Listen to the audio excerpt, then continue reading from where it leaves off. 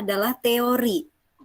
Nah, ini nih yang akan kita jadikan sebagai acuan untuk menyusun instrumen penelitian. Nah, jadi hari ini kita akan mengulik tentang instrumen penelitian, dan 3 instrumen yang akan saya bahas di pertemuan hari ini adalah instrumen kuesioner atau angket, kemudian wawancara dan observasi. Nah, saya melihat dari beberapa proposal yang sudah dikirimkan di Google Classroom kemarin ya, per kelompok itu paling dominan ini ya, kita menggunakan 3 itu. Observasi, wawancara, kuesioner. Nggak ada yang eksperimen di sini ya. Kalau eksperimen nanti ada instrumennya lagi yang harus kita buat. Jadi kita tidak masukkan ke dalam materi hari ini ya. Baik, untuk mendapatkan data penelitian. Nah, ini peneliti itu harus memiliki alat yang bisa digunakan dalam hal bagaimana kita bisa memperoleh apa saja informasi yang bermanfaat sesuai dengan tujuan penelitian kita. Nah, kalau kemarin ada yang tujuannya adalah untuk mengetahui pengaruh ya variabel X terhadap Y. Nah, berarti di situ tuh bagaimana kita memperoleh data untuk variabel X sama Y itu. Nah, misal kita ingin tahu bagaimana perilaku konsumen kita. Nah, di sini kita harus bisa mendapatkan data tentang perilaku konsumen. Nah, dari mana ini supaya kita dapat data-data tentang perilaku konsumen itu, apa saja unsurnya, apa saja yang harus kita ukur. Nah, ini kita memerlukan instrumen penelitian.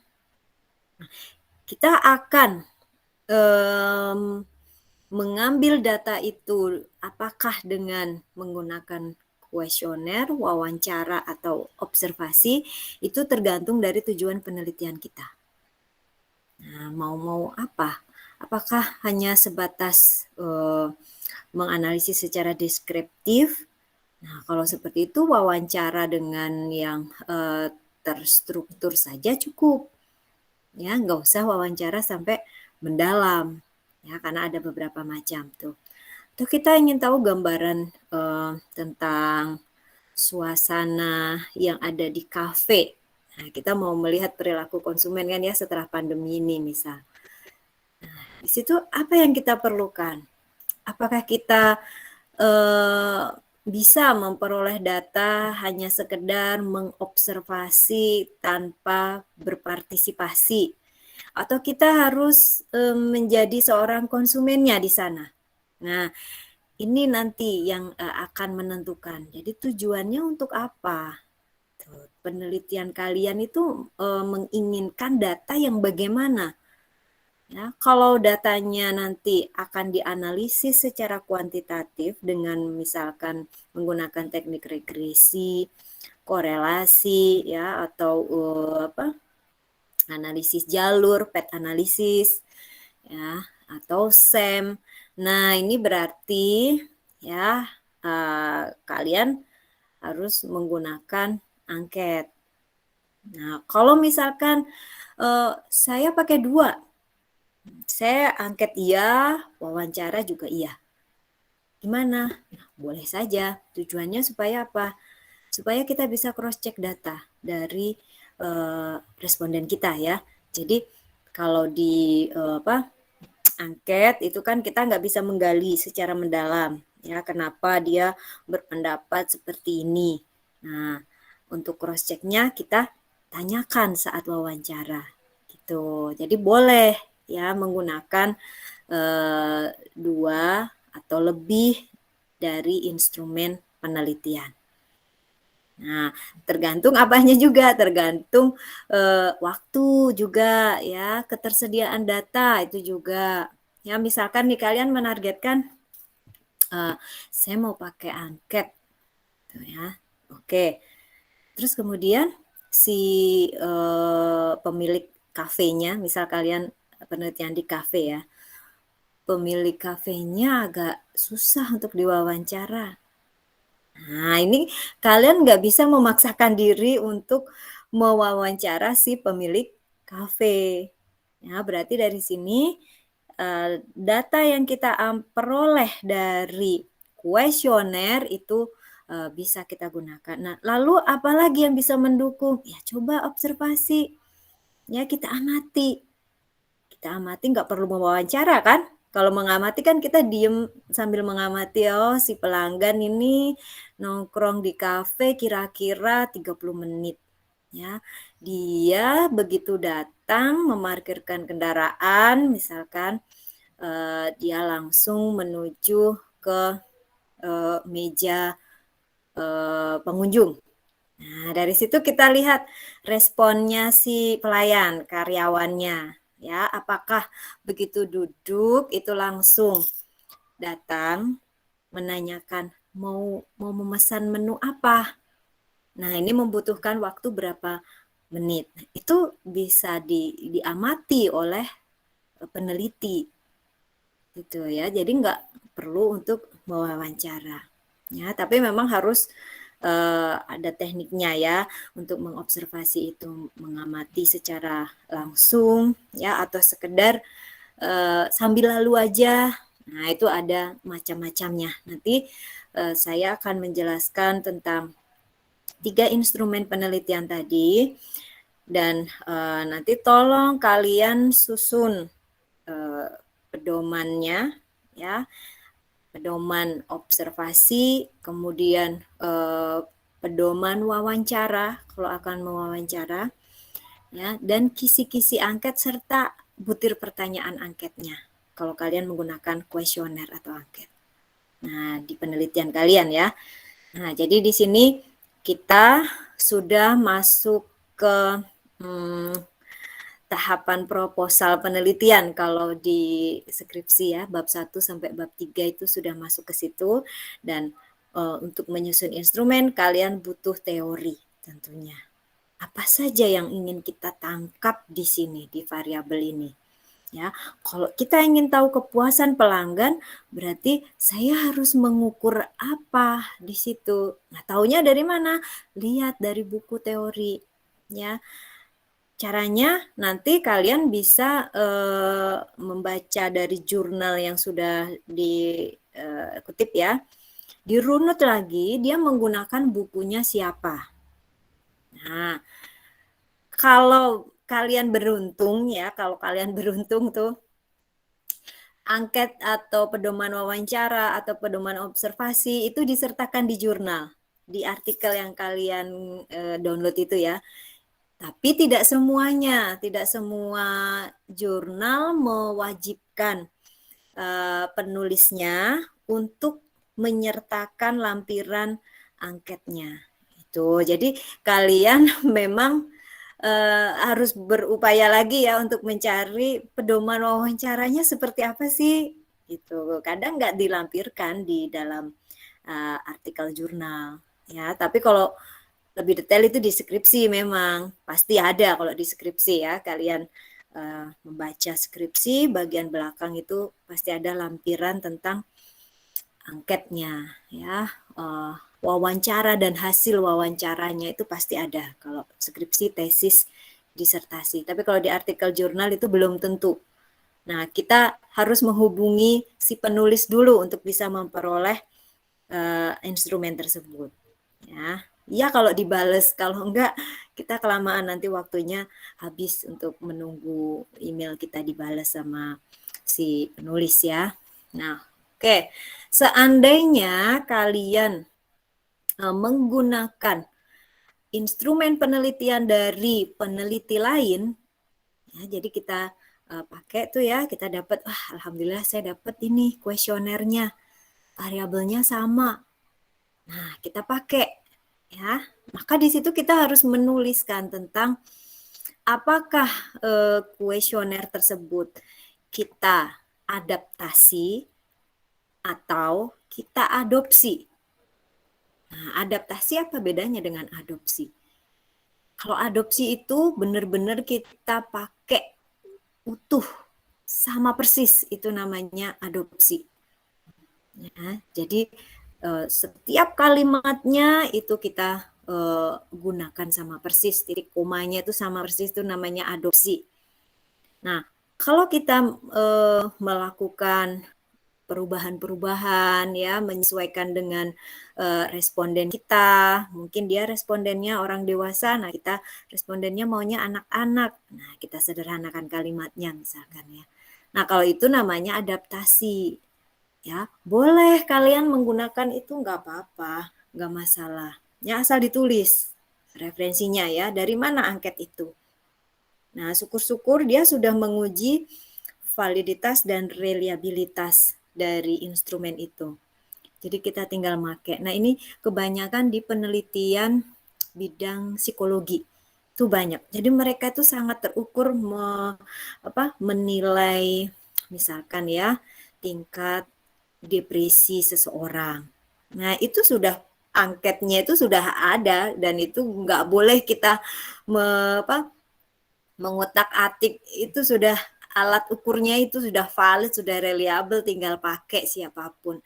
Itu kebanyakan kalau di penelitian psikologi ya. Jadi tinggal kita adopsi saja maunya yang mana, variabel yang apa, mau mengukur apa sih, mengukur tentang kepercayaan diri misalnya, mengukur tentang kesehatan mental yang lain. Nah itu sudah ada instrumennya dan sudah divalidasi oleh lembaga bidang psikologi. Nah, kalau penelitian-penelitian sosial seperti kita, ya ekonomi, penelitian sosiologi, kayak gitu tuh, kita nggak ada angket yang langsung sudah jadi dan menjadi baku ya untuk mengukur, itu nggak ada. Nah, kita perlu untuk memodifikasinya. Boleh kita gunakan angketnya ya, kita gunakan observasinya, tapi nanti kita ada sedikit perubahan-perubahan.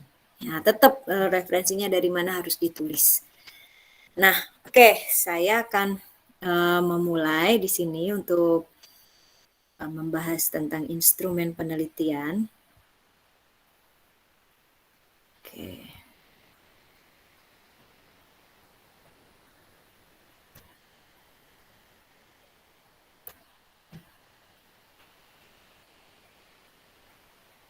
Oke, ini ya bagian yang ketiga ya dari penyusunan artikel. Setelah kemarin kita membahas metodologinya, salah satu bagian dari metodologi itu adalah instrumen. Instrumennya yang pertama adalah kuesioner. Jadi di sini memang kuesioner itu digunakan biasanya untuk penelitian survei. Nah, penelitian survei itu yang bagaimana? Yang kemarin kita bahas ya, populasinya itu besar. Nah, jadi karena banyak populasinya di situ, kita menggunakan alat instrumen kuesioner. Nah, bayangkan kalau kita wawancara semua, nggak bisa kan ya, kehabisan waktu kita. Nah, oke, jadi ini lihat jenis penelitian kalian.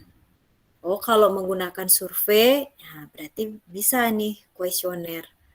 Ya, tetapi tidak harus survei. Penelitian yang berupa studi kasus pun boleh menggunakan kuesioner. Ya, jadi misal kalian studi kasus di apa tuh yang pendidikan IPS, mahasiswa pendidikan IPS. Beberapa artikel dari kalian menggunakan sampel dari mahasiswa pendidikan IPS. Nah, berarti ini bisa kalian gunakan kuesioner sebagai alat atau instrumen penelitian. Ya. Atau mungkin juga meskipun hanya pada satu fenomena di satu tempat, itu juga bisa menggunakan kuesioner juga ya. Jadi kuesioner nanti kan kita ada yang kuantitatif, ada juga yang kualitatif ya. Jadi bisa kita sesuaikan. Nah, ini ya kita lihat jenis penelitiannya.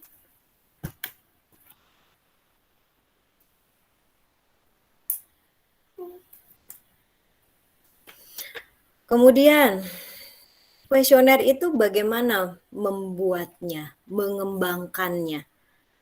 Nah, ini kita harus melihat tentang kerangka konseptual dan operasional dari kuesioner. Jadi, kalian harus melihat variabelnya apa? Variabel penelitian ya. Variabel penelitian itu nanti akan kita bagi lagi menjadi dimensi. Misalkan ya. Nah, ada juga yang nanti membagi dimensi ini menjadi indikator-indikator. Jadi supaya tahu bagaimana cara mengukur motivasi atau minat membeli. Nah, di sini kan kita butuh teori tuh. Kita mau mengukur minat itu pakai apa sih? Oh, kita coba lihat minat itu ciri-cirinya apa di teori ya. Atau minat itu dipengaruhi oleh faktor apa? Nah, taunya juga dari teori. Faktor-faktor yang mempengaruhi minat. Ada faktor internal, ada faktor eksternal. Faktor internal itu misalkan ya pendidikan dia, misal tingkat pendidikan, tingkat pendapatan. Nah, nanti faktor eksternalnya apa? Misalkan teman sebaya, nah, atau lingkungan, misal seperti itu. Ini taunya dari teori. Jadi kalau kalian kemarin di bagian pendahuluan itu masih mengungkapkan teorinya secara umum, ya misalkan menurut teorinya ini minat adalah bla bla bla bla.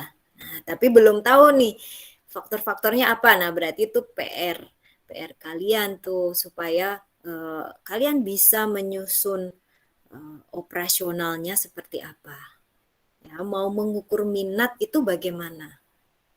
Ya, kalau kita analogikan misal kayak gini nih. Kita mau mengukur tingkat keimanan seseorang, misalkan ya. Tingkat keimanan seseorang. Kita lihat teori itu. Oh, dilihat dari ketaatan ibadahnya. Nah, ketaatan ibadah itu yang bagaimana? Kan harus operasional. Oh, ketaatan ibadah itu bisa kita lihat dari sholat 5 waktu. Misal kalau muslim ya. Nah, berarti di sini operasionalnya untuk mengukur keimanan itu sholat 5 waktu. Ya. Terus, misal rajin berpuasa. Nah, kayak gini nih harus jelas. Ya, supaya nanti apa yang kita inginkan itu bisa kita ukur secara kuantitatif di kuesioner ini. Nah, meskipun nanti ada juga yang terbuka ya, kuesioner terbuka itu kualitatif diuraikan. Nah, seperti itu. Jadi ya, penting sekali di sini kalian harus mencari teorinya, kemudian menjabarkannya menjadi kerangka konseptual dan operasional dari kuesioner itu. Ya. Nah, kalau sudah tadi ya kita mau mengukur minat tadi, itu sudah ada butir pertanyaan-pertanyaan di kuesioner. Maka di sini kuesioner itu harus kita lakukan pretest dulu. Ya, kita uji validitas reliabilitasnya. Nah, kalau instrumennya itu memang pernah dipakai oleh orang lain dan orang peneliti tersebut itu sudah menguji validitas reliabilitasnya, maka di sini kita nggak perlu menguji lagi, itu diperbolehkan. Ya, karena memang sudah valid di situ ya. Nah, untuk mahasiswa selevel S1 itu masih diperbolehkan ya untuk mengambil dari kuesioner milik peneliti lain. Itu masih boleh, apakah diadopsi atau diadaptasi itu masih boleh. Nah, kemudian kalau sudah tadi ya konseptualnya ditulis kalimatnya. Apakah pertanyaan atau pernyataan isi kuesioner itu. Nah, kemudian mendesainnya visual. Mendesain visual itu maksudnya gini. Kalian urutkan pertanyaan-pertanyaannya dari yang mudah. Ya, jangan tiba-tiba dimunculkan pertanyaan susah baru mau jawab. Nomor 1, aduh susah banget, males akhirnya si responden tadi. Nah, jangan sampai terjadi seperti itu.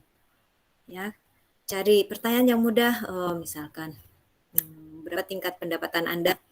Nah, tulis ya, tingkat pendidikan. Itu kan masih pertanyaan-pertanyaan singkat ya atau isian singkat, baru nanti mulai ke pertanyaan yang lebih terstruktur seperti itu. Nah, kemudian kita bisa meminta review atau ulasan dari pakar. Nah, biasanya di sini adalah dosen pembimbing kalau untuk skripsi ya. Ini harus didiskusikan, jangan kita terus langsung terjun ke lapangan mengambil data. Tahu-tahu nanti bukan seperti ini maksudnya, penelitianmu kan tujuannya ini, ya kuesionernya seperti ini. Itu ada itu mahasiswa yang sudah sidang munakosah, ternyata instrumennya salah yang dipakai. Dia mengadopsi dari kuesionernya milik peneliti lain.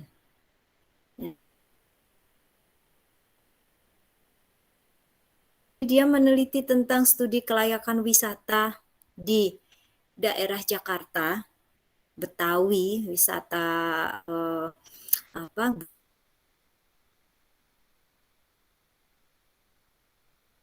budaya ya. Tapi pertanyaannya adalah studi kelayakan itu wisata di daerah Bandung, wisata alam. Dan ini sangat berbeda. Yang satu nanyain tentang budaya, yang satunya nanyain tentang alam. Ya, sampai ke waktu itu ya keseniannya. Lah kesenian Betawi dengan kesenian di Jawa Barat kan berbeda. Tapi dia nggak merubah itu di kuesionernya itu, kesalahannya di situ.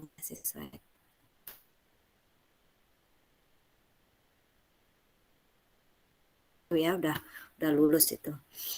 Nah, jadi hati-hati di sini.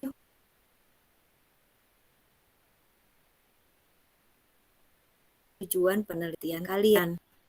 Ya, mau meneliti apa?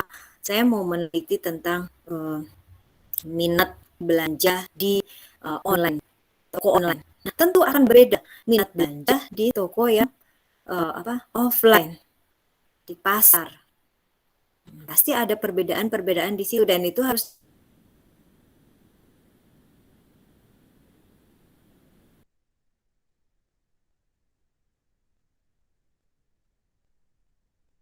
disesuaikan, jangan langsung diadopsi jadi kuesioner kita ya. Harus bisa menurunkannya menjadi operasionalisasi.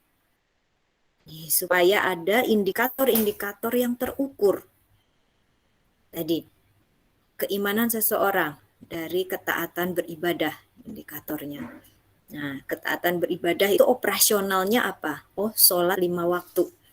Puasa Ramadan, misalkan, atau puasa sunnah. Nah, ini terukur jelas.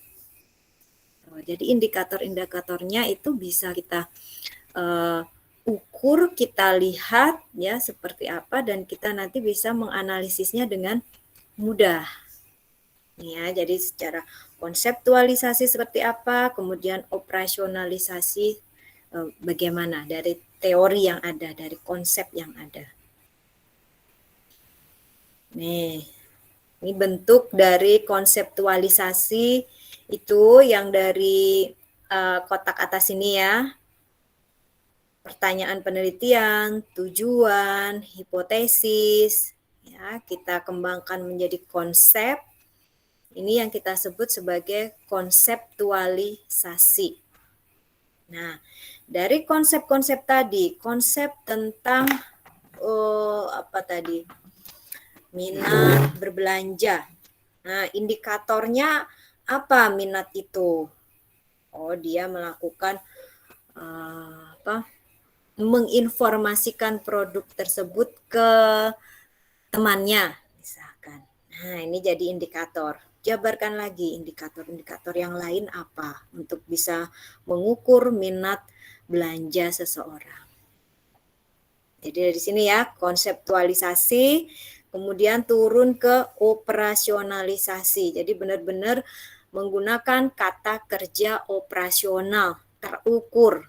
Jangan mengawang-awang.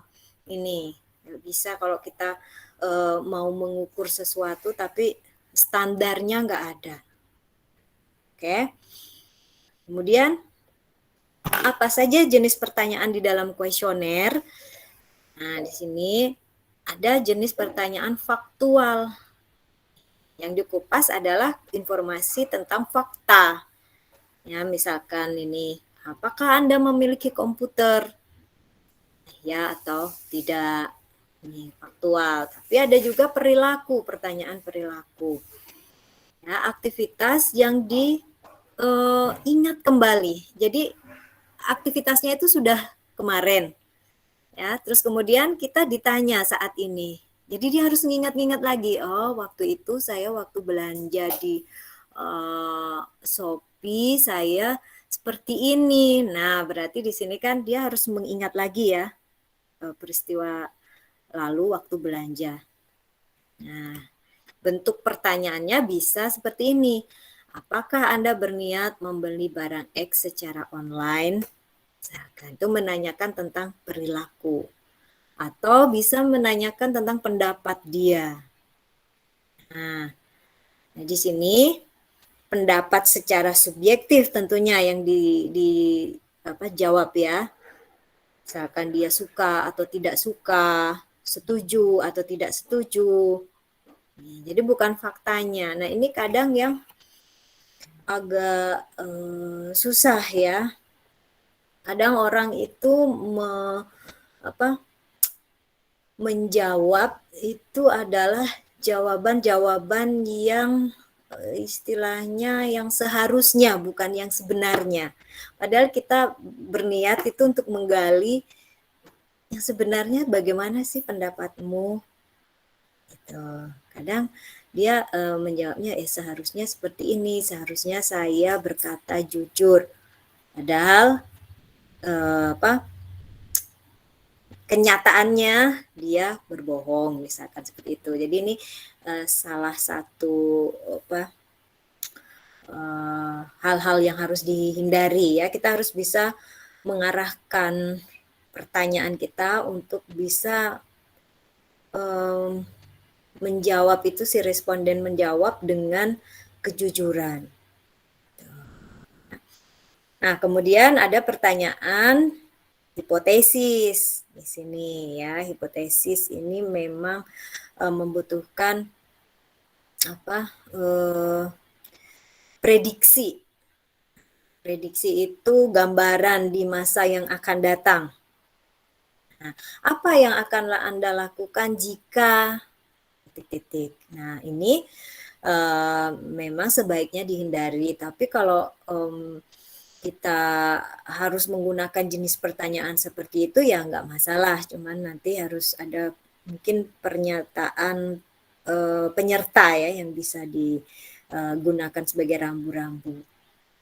Nih, jadi jenis pertanyaannya seperti ini.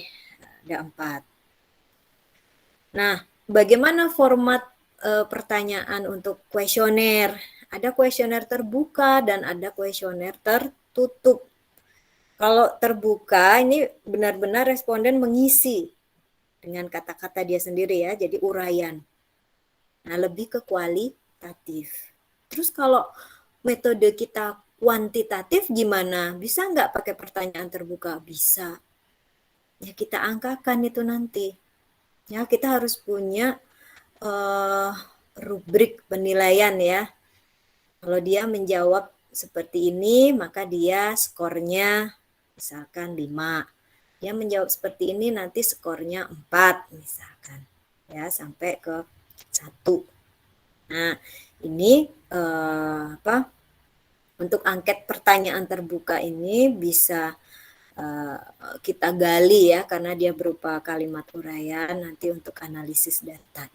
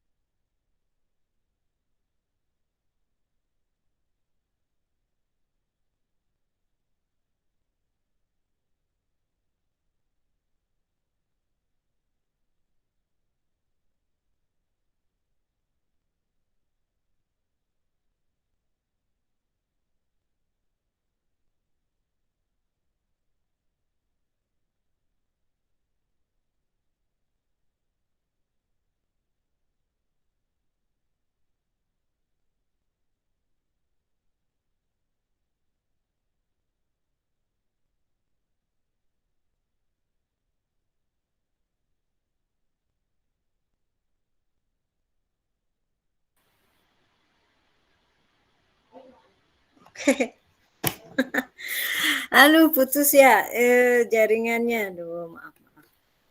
Kita lanjutkan lagi. Sebentar.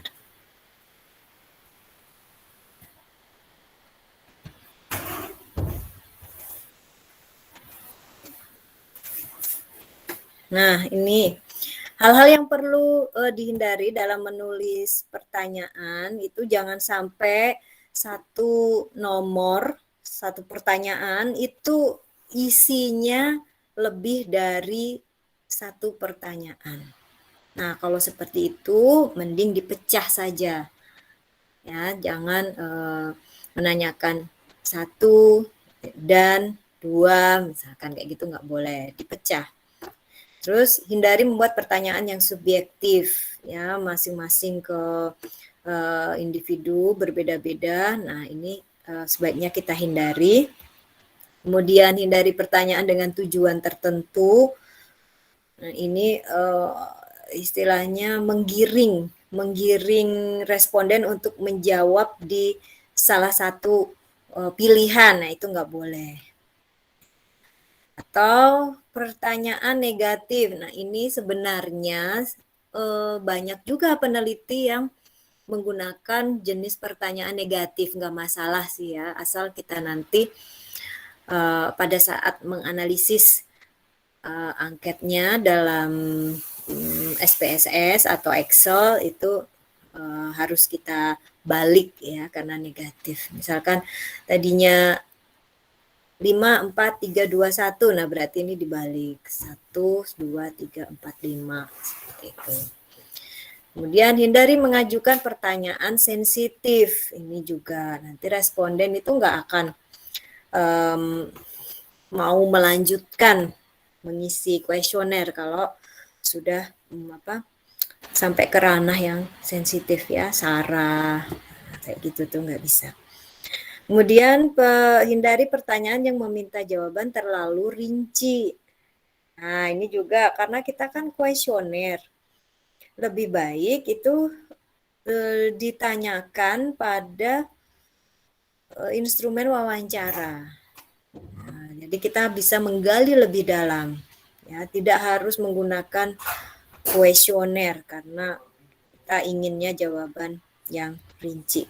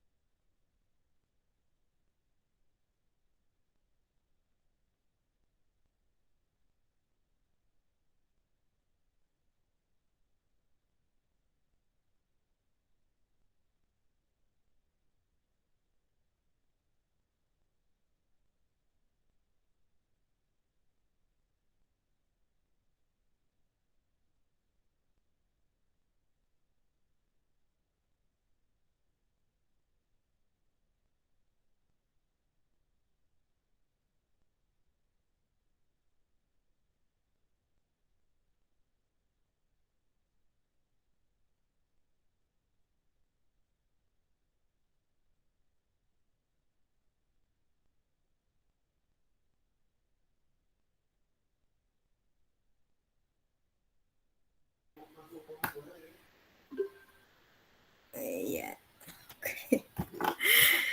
Oke, sambung lagi ya. Nah, ini tadi ya, untuk uji instrumen, ada yang uji pilot dan uji lapangan. Kalau uji pilot itu sedikit saja ngambilnya, ya minimal 40 lah, 40 angket. Nah, dari situ ambil yang latar belakangnya hampir sama dengan populasi target.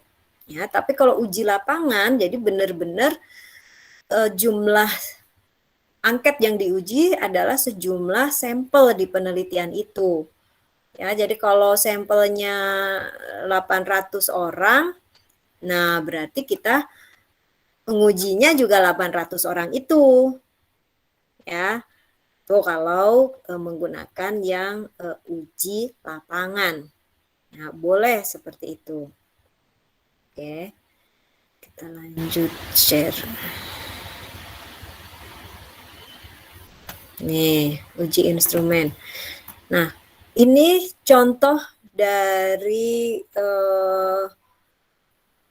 konsep diturunkan menjadi indikator ya. Nih, ini variabel kemudahan penggunaan sebuah aplikasi. Dia meneliti tentang kemudahan penggunaan aplikasi akuntansi. Nah, kemudahan penggunaan ini ya diturunkan menjadi indikatornya satu, interaksi individu dengan sistem jelas dan mudah. Tidak dibutuhkan banyak usaha untuk berinteraksi dengan sistem, misalkan. Yang ketiga, sistem mudah digunakan. Nah, dari indikator ini kita jabarkan menjadi operasionalnya. Cara mengukur interaksi individu dengan sistem yang jelas dan mudah itu bagaimana? Nah, misalkan, saya dengan mudah mengerti fungsi setiap icon dalam aplikasi Lamikro, misalkan. Ya. Saya merasa aplikasi Lamikro tidak membingungkan. Nih, jadi menjelaskan dari sini nih, sistem jelas dan mudah. Nah, mudah dimengerti fitur-fiturnya. Nah, seperti itu ya. Jadi variabelnya kemudahan penggunaan diturunkan menjadi indikatornya apa saja untuk mengukur kemudahan ini, terus dituangkan di dalam pernyataan angket. Nah, untuk mengantisipasi ada soal yang tidak valid, maka di sini satu indikator minimal 2 butir soal. Jadi kalau misalkan nomor 1 ternyata tidak valid, kita masih punya nomor 2. Jadi jangan hanya satu saja ya kalau membuat pertanyaan di angket. Coba indikator itu minimal 2. Oke, sekarang ke observasi. Nah, observasi atau pengamatan ini bisa dilakukan observasi lapangan atau observasi dokumen. Jadi di sini menurut buku dari ini ya, dari UGM ini, ada pengamatan atau observasi yang biasa dan ada yang terlibat atau partisipan. Nah, kalau yang biasa ini artinya kita sudah mengenal lingkungannya. Jadi maksudnya ini secara sambil lalu ya, pengamatannya itu secara sambil lalu ya, tidak perlu kita berperan sebagai misalkan penjual di dalamnya atau pembeli. Jadi ini kita karena sudah mengenal lingkungannya, jadi nggak apa-apa dengan pengamatan biasa. Tapi kalau memang itu adalah situasi yang di luar keseharian kita atau kita belum pernah berada di dalamnya, maka kita menggunakan jenis observasi yang terlibat atau partisipasi. Nah, nanti kita akan mengamati sikapnya seperti apa. Misal kita ingin tahu tentang penerapan strategi pemasaran di masa pandemi. Nah, berarti di situ kan kita mengamati juga kan ya, mengamati bagaimana sih promo dia di online misalkan. bagaimana dia menyapa pelanggannya sehingga si pelanggan itu merasa nyaman dan mau kembali lagi ke kafenya. Nah, misal seperti itu bisa menggunakan pengamatan yang terlibat. Nah, terus perbedaan jenis pengamatan itu tadi, ini memang kita lihat, kita pertimbangkan dari kelima aspek ini ya. Kita lihat tujuan penelitian kita apa. Ya, kalau ingin penelitian yang deskriptif, yang mendalam, nah berarti jangan hanya pengamatan biasa, tapi pengamatan yang partisipan. Nah, di situ kita harus berperan sebagai pelanggan misalkan ya, kita datang ke kafenya, kita duduk memesan menu ya, bagaimana si itu siapa pelayannya, pegawainya ya, terus kemudian kita nanti pada saat bayar di kasir seperti apa. Nah, itu berarti kita sendiri ya yang mengamati, dan di situ kita sebagai pembelinya, sebagai partisipannya. Ya, bisa juga pernyataan kepekaannya. Ya, kita ingin tahu sikap dari pembeli itu seperti apa. Nah, pembeli ketika datang, ya, terus kemudian dia duduk, apakah dia berlama-lama di situ ataukah tidak? Kita ingin tahu sikapnya. Terus sikap si penjual itu bagaimana? Nah, berarti di sini kita nggak bisa kalau hanya pengamat biasa. Nah, di situ kita butuh informasi yang lebih detail lagi tentang penilaian sikap. Ya. Keluasan sudut pandang juga. Ya, kita ingin tahu tidak hanya faktor internal saja, tapi ada faktor eksternalnya. Ya, misalkan pesaingnya, terus kemudian pemasoknya. Nah, ini keluasan sudut pandang juga mempengaruhi ya jenisnya, yang biasa atau yang terlibat. Aktivitas pengamatannya juga ya, kalau kita ingin memperhatikan tentang leadership seseorang, bagaimana dia memimpin sebuah rapat di perusahaannya, nah berarti dia harus duduk kan di tempat rapat, di meja rapat. Di situ dia bisa berperan sebagai peneliti, tetapi mungkin disamarkan ya, jadi nggak dikasih tahu supaya rapat itu berjalan alami. Jadi jangan sampai karena ada yang mau menilai rapatnya dibuat seolah-olah bagus misalkan. Jadi nggak alami fenomenanya. Nah, ini juga ya, jadi disembunyikan identitasnya dan boleh mengikuti rapat untuk mengetahui bagaimana tingkat leadership seseorang atau pemimpin ya. Terus introspeksinya. Nah, ini juga sangat penting ya untuk memilih observasi jenis yang mana. Terus apakah posisi peneliti di sini ya pada saat mengamati itu sebagai partisipan penuh ya, ataukah hanya sebagai pengamat partisipan, jadi kita di luar di sini, atau sebagai pengamat penuh. Nah, ini biasanya kalau seperti contoh yang tadi di rapat itu ya, kita ingin tahu seperti apa kondisi rapat pimpinan. Nah, kita menjadi pengamat partisipan. Nah, kita masuk ke ruang rapatnya, kita mengikuti dari awal sampai akhir rapat di situ ya, atau sebagai pengamat penuh. Jadi kita nggak bisa mengutak-atik, kita nggak bisa memberikan treatment di sini. Ini misalkan pengamat untuk dokumentasi, ya. Oke, observasi untuk dokumen laporan keuangan misalkan. Nah, di situ kita pengamat penuh.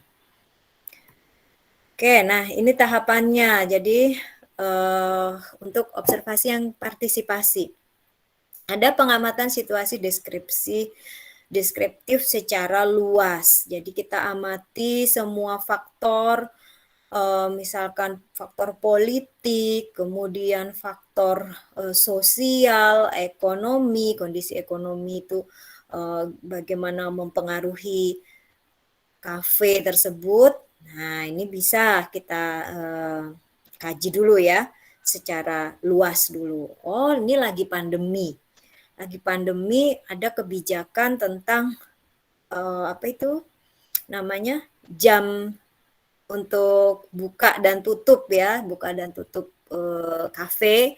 Ada kebijakan pembatasan kuota apa, pelanggan yang masuk. Nah, ini kita amati yang luas itu, ya. Terus kita pengamatan terfokus. Nah, yang luas tadi kita fokuskan kemana ini? Kita mau ngamatin apa sih? Oh, tentang, apa namanya, pelanggan, ya.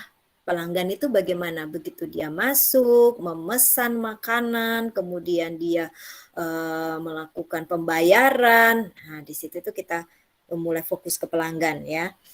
Nah, pengamatan selektif. Nah, yang ketiga, ini pelanggan itu bagian mana yang akan kita, fokuskan amati. Nah, oh pada saat, dia itu akan melakukan interaksi dengan, pegawai toko atau pegawai kafe ya, kemudian interaksi dengan temannya misalkan, oh dia dia bercerita dengan semangat tentang kafe tersebut. Nah, berarti kita mengamati secara selektif di situ ya. Jadi dari yang luas dulu diamati ya, secara ekonomi tadi tentang, kebijakan-kebijakan pemerintah di situ yang berdampak ke kafe, terus mulai terfokus ke pelanggan ya. Terus dari pelanggan fokus lagi selektif ya, amati dari sikap dia. Nah, sikap dari mulai datang sampai dia, apa, merekomendasikan kafe itu ke temennya, misal seperti itu. Nah, sebelum kalian, apa, turun ke lapangan ya, dengan observasi, dengan pedoman observasi itu kalian harus menyiapkan catatan lapangan. Apapun itu, apakah kalian menggunakan kuesioner ya, ataukah, observasi atau wawancara, tolong disiapkan catatan lapangan. Ini penting karena tidak semua data itu bisa kita peroleh dari 3 instrumen tadi. Ya, jadi, hal-hal yang mungkin tidak kita tanyakan di dalam kuesioner itu bisa kita rekam di catatan lapangan ini. Ya, kalian siapkan itu, sejak mulai, observasi ya, terus kemudian direkam. Ya, kalian wawancara, direkam, obrolan-obrolan yang mungkin, apa, di luar dari pedoman wawancara itu bisa jadi, tambahan informasi yang berguna. Ya, meskipun di pedoman wawancara nggak ada ya, tapi begitu kita ngobrol, ternyata malah dapat data yang kita inginkan itu di situ, di obrolan itu tadi. Nah, ini jadi penting ini catatan lapangan. Ya, kemudian dirinci, lengkap, semua kejadian yang kita lihat, ya, kita rasakan di dalam penelitian itu. Nah, kemudian disusun kronologisnya, begitu kita datang, kemudian kita apa, mengobrol dengan si apa pegawai, kemudian mengobrol dengan si apa pelanggan, ngobrol lagi dengan si pemilik. Nah, itu diurutkan siapa saja, ya. Terus catat data yang menyangkut keberadaan orang lain, ya, sehingga peneliti dapat menjaga privasi orang tersebut. Tuh, jadi kita tanyakan boleh nggak namanya nanti disebutkan di dalam penelitian kita, ya. Oke, karena itu privasi, jadi harus izin dulu. Nih ya, jadi catatan lapangan harus disiapkan, segala hal yang kita tangkap melalui indera pada saat berinteraksi di tempat, penelitian itu disusun secara lengkap. Nah, contoh pedoman observasi itu seperti ini. Jadi ini adalah instrumen untuk mengobservasi kelengkapan laporan yang ada di internet. Ini ya. Nah, apa saja yang diamati? Nih, ada tools-nya. Ada nggak di sini di web mereka? Jadi ini penelitiannya tuh tentang laporan keuangan yang berbasis internet, ya. Ada nggak? Ini A sampai M ini. Kalau ada, nanti kita lihat di skalanya ini. Oh, dia nggak ada, berarti 0. Ya. Oh, dia ada, tapi nggak lengkap. Oh, 1. Tuh. Dia ada dan lengkap menyajikannya. Oh, berarti dia nilainya 2. Gitu. Jadi ini contoh pedoman observasi ini ya, kita buat skala seperti ini boleh. Atau di sini hasil, ditulis saja hasil kolom di sini ya. Hasil nanti diuraikan dengan kalimat kita secara kualitatif. Ya, misalkan kita mau mengamati pelanggan. Nah, pelanggan ketika dia masuk ke kafe, dia bagaimana reaksinya? Oh, si pelanggan langsung menuju tempat duduk. Oh, si pelanggan melihat berkeliling dulu ke kafe. Nah, berarti kan di situ kafenya menawarkan suasana mungkin ya, tidak hanya sekedar makan dan minum saja, tapi suasana yang dibangun. Nah, atau mungkin gimana kita amati karyawannya. Karyawannya ketika di sini ya, aspek yang diamati karyawan. Nih, karyawan yang ada di depan, bagian depan. Nah, di sini dia apa? Apakah tersenyum, ya, dia menyapa, kemudian mempersilahkan. Nah, ini hasilnya ditulis di sini. Gitu. Aspek apa lagi yang diamati? Misalkan menu ketersediaannya, misalnya menu sudah ada barcode-nya. Nah, terus kemudian apa reaksi pelanggan? Oh, masih ada yang bingung dengan barcode, cara ordernya itu gimana? Itu harus ditulis hasilnya di sini. Jadi apa saja yang diamati dituliskan. Itu di situ tuh. Di atas. Nah, oke, seperti ini ya pedoman observasi. 60.000, Mas. Nah, kemudian wawancara. Sekarang kita ke wawancara. Wawancara itu sendiri kalau dilihat dari aspek filosofisnya ya, ada 3 pendekatan. Ini neopositivis, romantik, dan sosial konstruksionis.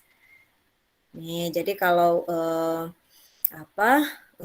pertanyaan-pertanyaannya itu sudah terstandarisasi, di situ kemudian pewawancara itu nggak boleh memihak ke salah satu dua kubu misalkan ya. Nah, ini nih termasuk ke yang neopositivis. Jadi berdasarkan fakta, contohnya quick count pemilu atau romantik. Nah, di sini antara pewawancara itu terjalin kepercayaan dan hubungan yang empatis dengan responden, sehingga kita bisa membangun tingkat kepercayaan dari si responden. Dia mau bercerita apa saja. Ini misalkan kalau wawancara etnografis ya, tentang budaya. Nah, kenapa seperti ini budaya di daerah X? Nah, dia akan bercerita, oh dulu tuh kayak gini, orang tua kami mengajarkan seperti ini, nilai-nilai sosial seperti ini. Nah, ada interpretasi mendalam dari hasil wawancara itu. Ya, jadi dia nyaman untuk mengungkapkan pendapatnya. Nah, kita pakai pendekatan yang romantik. Atau yang ketiga, pendekatan yang sosial konstruksionis.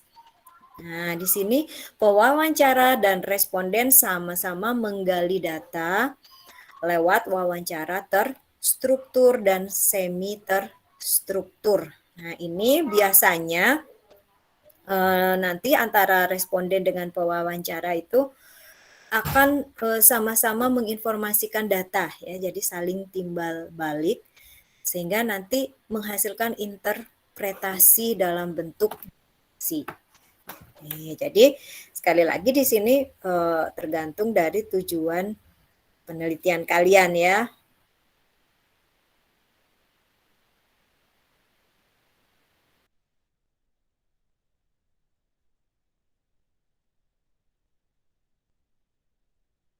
Romantik di situ ya, supaya dia percaya ke kita bahwa kita nanti nggak akan menyebarkan datanya dan sebagainya.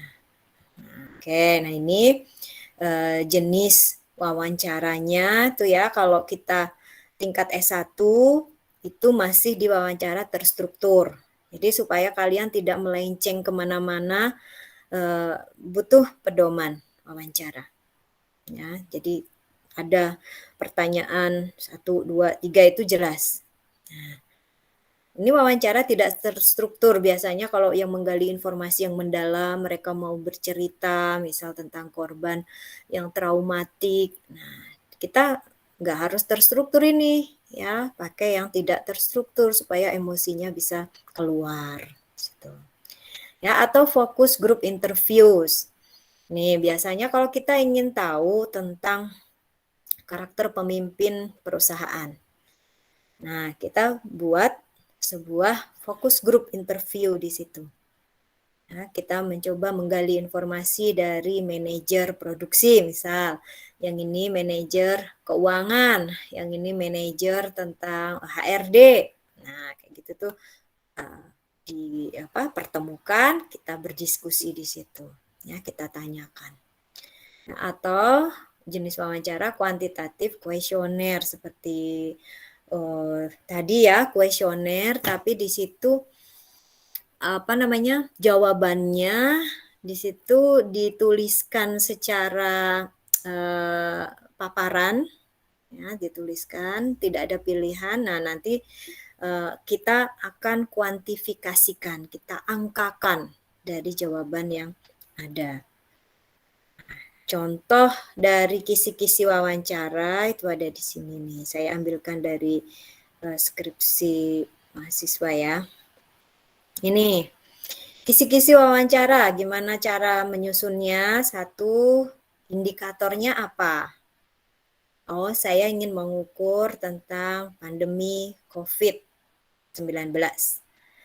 Dampaknya dan upaya protokol kesehatannya. Nah, siapa yang mau diwawancara? Orang tua siswa. Jenis pertanyaannya apa?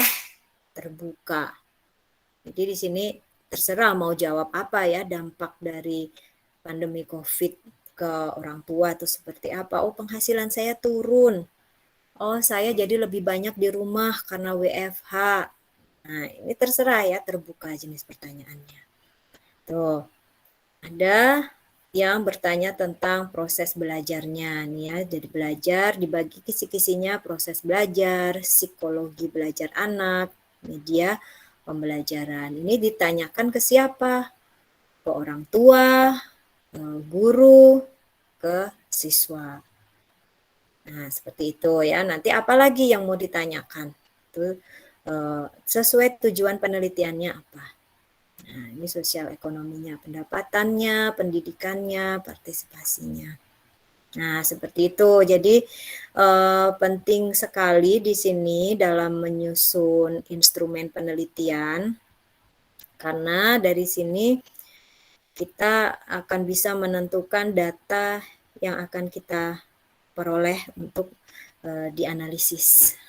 Oke, baik. Silakan sampai sini ada yang mau ditanyakan tentang instrumen kuesioner, wawancara, observasi. Oke, kita buka sesi diskusinya. Silakan.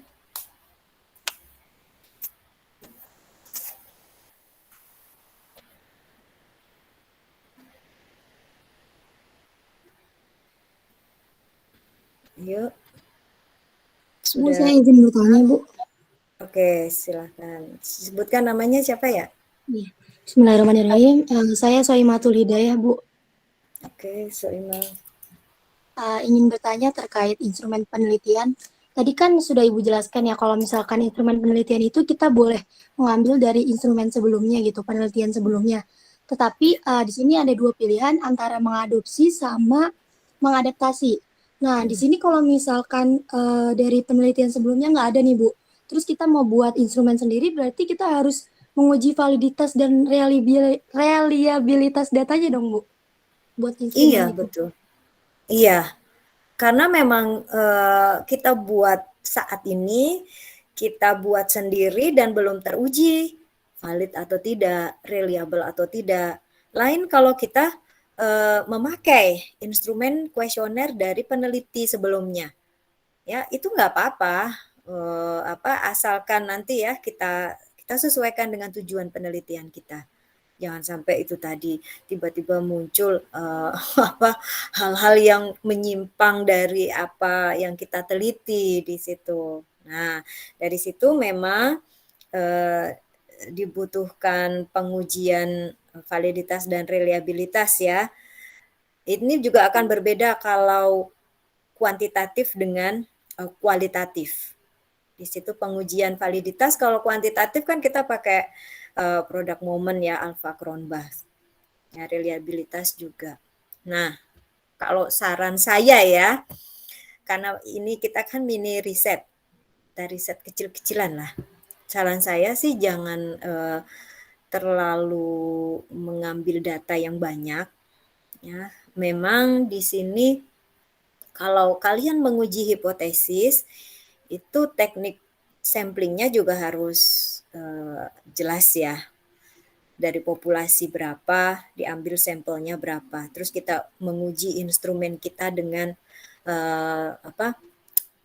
responden kita yang tadi. Misalkan kayak gini nih, kalian yang penelitiannya di mahasiswa pendidikan IPS, ada beberapa dari kelompok yang mengirimkan artikel. Nah, kalian harus memetakan, kan kita terbagi ya, pendidikan IPS itu ada beberapa angkatan.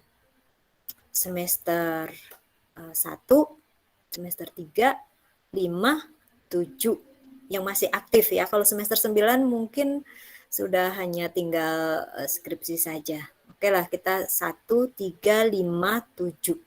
Nah, di situ kita harus proporsional. Ya, mahasiswa semester 1 ada 4 kelas loh sekarang. Nah, berarti kalian harus mengambil semester 1 ini lebih besar proporsinya dibanding yang semester 7.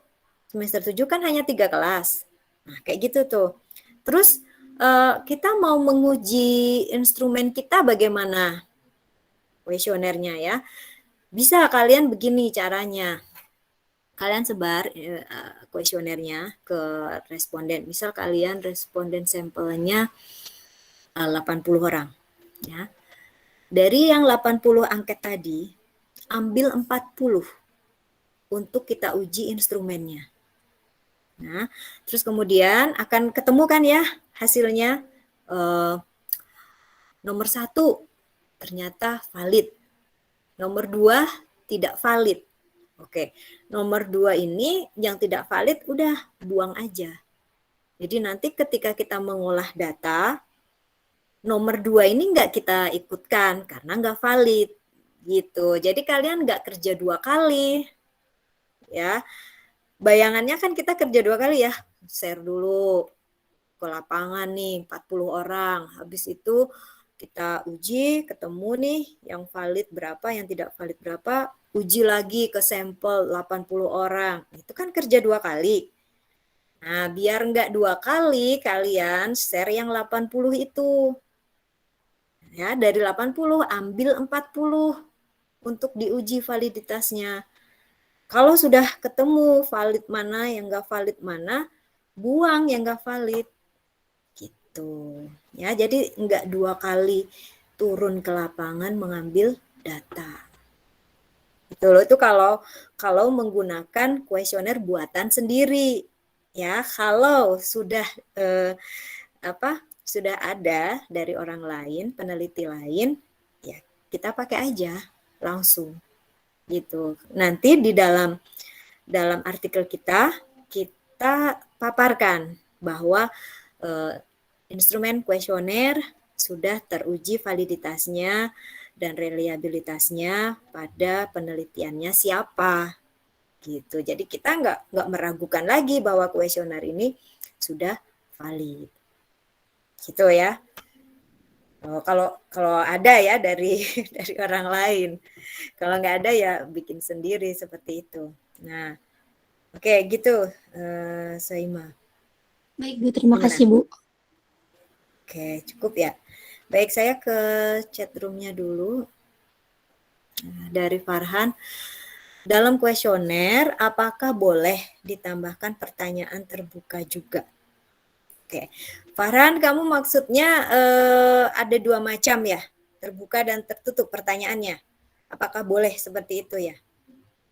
Iya Bu, kayak gitu. Soalnya yang saya lihat beberapa contoh kayak ada pertanyaan terbuka juga. Jadi kita kayak nanya nanya singkat sih Bu, jawabannya gitu, Hmm, pertanyaan terbuka. Oke, ya.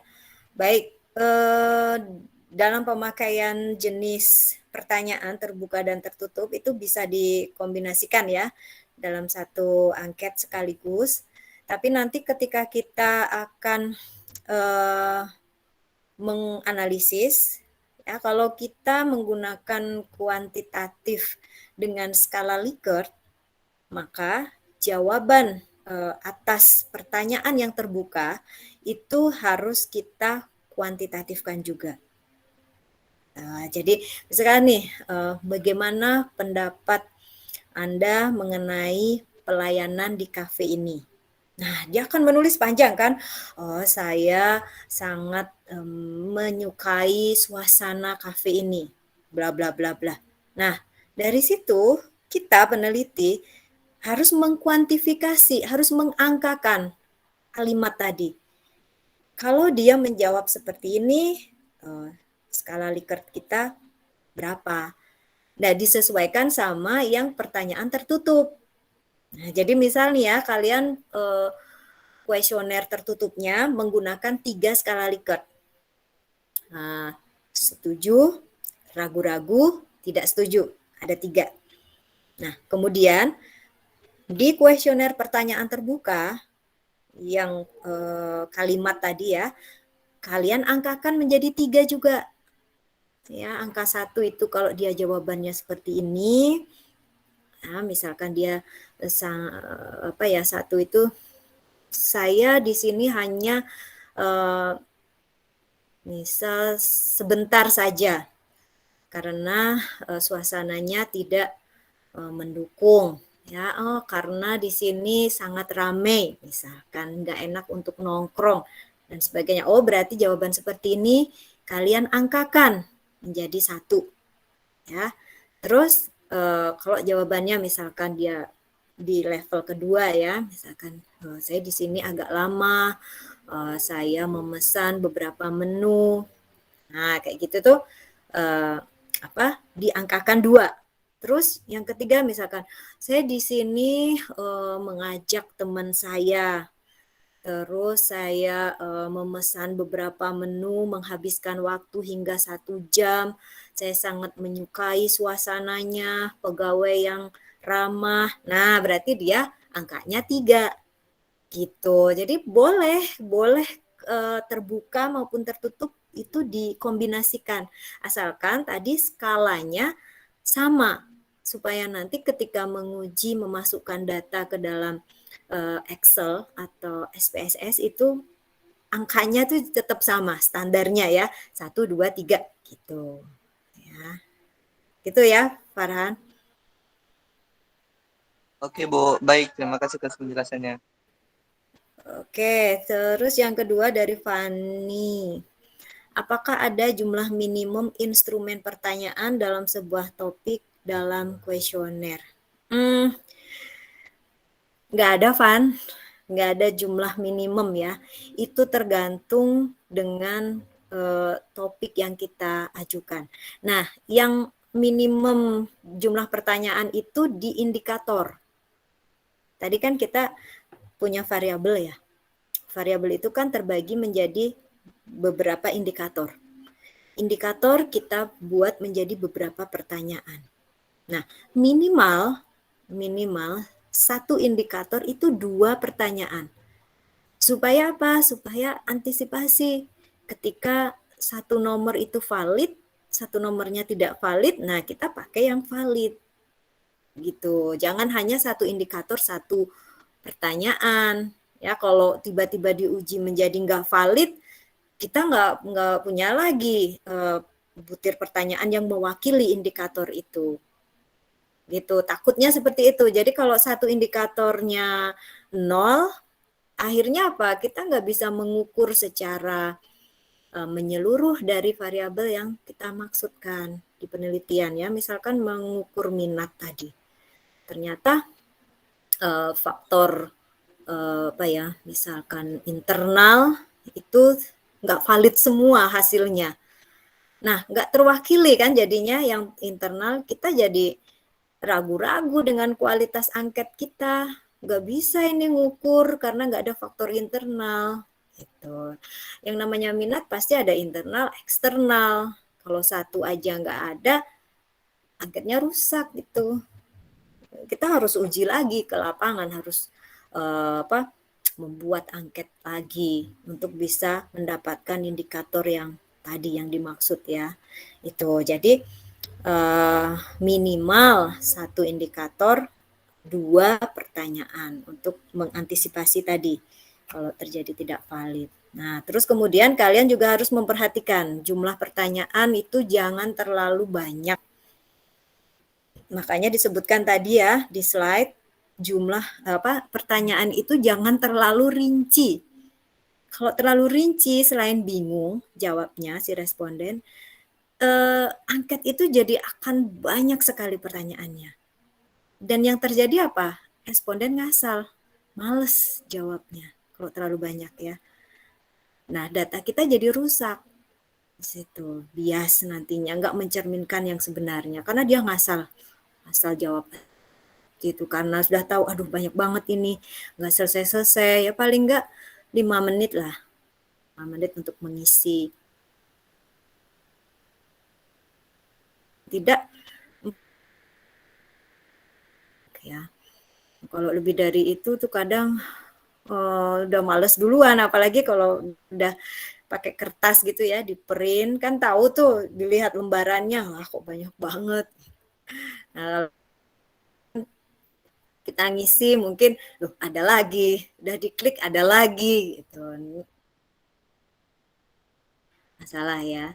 Cuman itu jangan terlalu banyak nomornya, tapi juga jangan terlalu sedikit. Kalau terlalu sedikit kita juga nggak bisa mengukur secara keseluruhan variabel kita. Oh, terus terlalu rinci bertanyanya. Mungkin alihkan saja ke wawancara kalau ingin yang rinci. Jangan ke kuesioner. Ya, tanyakan secara mendalam pendapatnya bagaimana. Nah, tentu kalau aduh,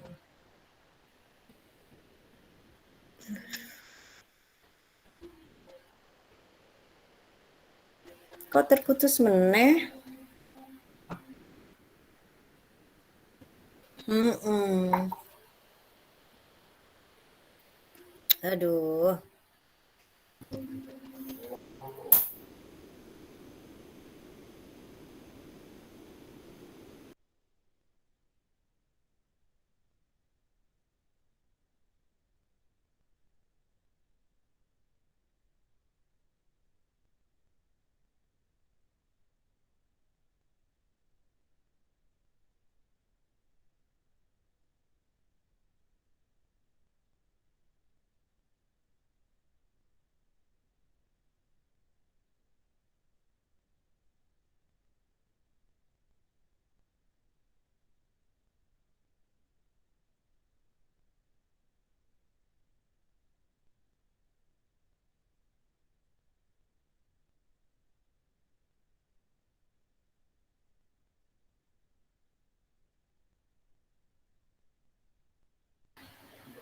Ya, aduh, terpental lagi ya. Baik, ada lagi mungkin yang ingin didiskusikan, ditanyakan? Jadi nanti setelah selesai perkuliahan ini, kalian berkelompok menyusun instrumen yang akan digunakan. Ya, kalau menggunakan observasi, berarti kalian susun pedoman observasinya pakai tabel. Ya, nomor, kemudian aspek yang diamati, dituliskan apa saja, terus hasil. Kalau hasil bisa dituliskan dengan kualitatif ya, maksudnya uraian. Atau skala Likert seperti tadi contoh yang di slide. Nah, kalau wawancara nanti apa saja pedoman wawancaranya disusun. Ya, terus kemudian kuesioner. Nah, kuesioner ini harus mengacu ke teori ya. Kalau yang memakai kuesioner, tolong dilihat teori secara lengkapnya. Mau mengukur minat itu apa saja. Nah, itu harus rinci. Teorinya apa, dijabarkan menjadi indikator, baru ke butir pertanyaan kuesioner. Gitu. Ya. Oke.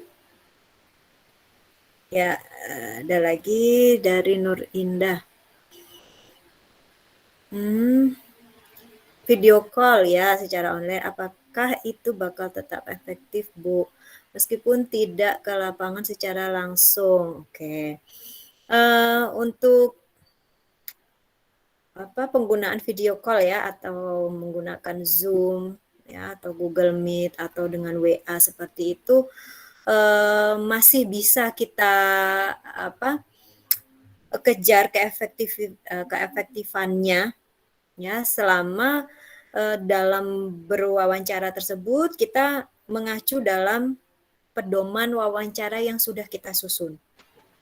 Itu. Jadi misalkan ya ketika kita menanyakan tentang bagaimana strategi promosi untuk kafe saat ini. Misalkan, saya menggunakan promosi dengan media sosial, dengan Instagram misalkan. Nah, itu kan bisa kita lihat ya seperti apa akunnya apa. Nah, nanti kita tindak lanjuti, kita kunjungi akunnya si kafe tersebut. Ya, kita lihat, kita amati, kita observasi tuh, dia promonya sehari itu upload foto sampai berapa postingan. Dia di Insta Story tuh sampai segini. Nah, kayak gitu tuh bisa kita tindak lanjuti, tidak hanya sekedar pada saat wawancara dengan online video call ya. Nah, kita bisa telusur dari situ. Ya, misalkan dari segi promosi, strategi promosinya, ya kita runut. Nah, kalau kita wawancara, terus kemudian kita masih ingin tahu, cross check data, misal, nah dari tadi pemilik, nah sekarang kita coba ke pelanggan. Nah, cross check ke pelanggannya, gimana pendapat mereka tentang pelayanan di kafe ini. Mereka akan digali informasinya. Nah, ini namanya triangulasi data. Ya, cross check dari penjual, dari pembeli, atau mungkin ada dari pemasok. Nah, itu kita satukan datanya, nanti kita analisis. Ya, jadi keterbatasan akibat video call karena pandemi seperti ini masih bisa kita tindak lanjuti dengan kombinasi instrumen penelitian yang lain atau dengan merunut ke media sosial, misalkan dia untuk promosi ya. Tuh, dari Facebook, dari Instagram, kita lihat nanti seperti apa sih promonya, seperti apa sih tanggapan dari si pelanggan, misalkan banyak yang komen, banyak yang like. Nah, kayak gitu kan kita bisa menyimpulkan ya, ternyata strategi promosinya itu dia efektif ya. Ternyata pelanggannya meningkat di sini. Kita bisa membandingkan, misalkan sehari dia posting beberapa kali foto gitu ya di IG. Terus ini sehari 2 foto. Nah, kita bandingkan ini antara komennya. Ya, foto yang bagaimana? Apakah foto menu yang paling banyak disukai atau foto suasananya? Spot-spot foto untuk di kafe. Nah, itu bisa kita analisis juga. Gitu. Ya, kita manfaatkan semua teknologi yang ada untuk bisa mengambil data, ya. Begitu, Indah. Baik, terima kasih banyak Ibu. Oke, baik. Ada lagi mungkin?